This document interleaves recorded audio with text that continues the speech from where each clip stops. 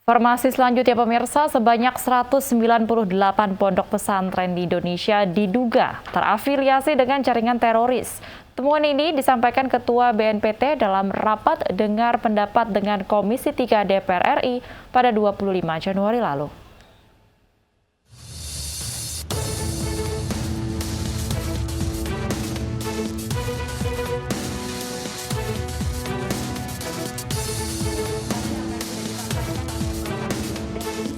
Badan Nasional Penanggulangan Terorisme mendeteksi adanya 198 pondok pesantren yang diduga terafiliasi dengan jaringan terorisme.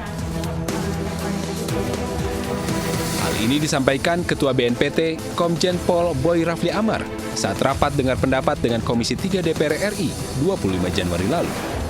Ke-198 pondok pesantren itu tersebar di seluruh Indonesia. Namun pihaknya tidak merinci lokasi dan titik pesantren tersebut karena merupakan data intelijen dan bukan untuk konsumsi publik. Namun Kepala BNPT menyebut dari 198 pesantren itu, 11 diantaranya terafiliasi dengan jaringan organisasi teroris Jamaah Ansarut Khilafah, 68 pesantren terafiliasi dengan Jamaah Islamiyah, dan 119 terafiliasi dengan Ansarut Daulah atau simpatisan ISIS. Kami duga terafiliasi dan tentunya ini juga merupakan bagian upaya-upaya dalam konteks intel pencegahan yang kami laksanakan di lapangan. Temuan BNPT mendapatkan kritik dari Majelis Ulama Indonesia. Selain mempertanyakan metode pendataan, MUI menilai pemaparan BNPT dalam RDP dengan Komisi 3 berpotensi menimbulkan keresahan di masyarakat. MUI meminta BNPT menjelaskan ke publik agar tidak menimbulkan stigma negatif, terutama untuk pondok pesantren.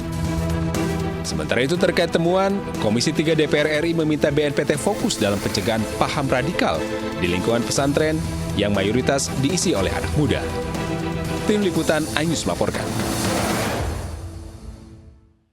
Selanjutnya pemirsa, Ketua MUI Holil Nafis menyebutkan data pesantren yang terafiliasi jaringan teroris sebaiknya tidak perlu dibocorkan. Selain karena merupakan data intelijen, juga dapat menyebabkan fobia terhadap pesantren.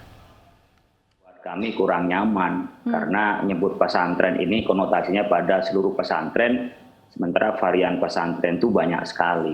Kalau sudah afiliasi pada terorisme, saya pikir tidak perlu diumumkan, tidak perlu dibocorkan karena data intelijen tetapi ditangani. Kalau sudah dijelaskan seperti masuk pada terorisme, sudah jelas melanggar undang-undang, maka dilakukan penindakan. Ya, kalau kita memang masih itu dalam ranah radikalisme, belum pada terorisme, tentu dilakukan pencegahan.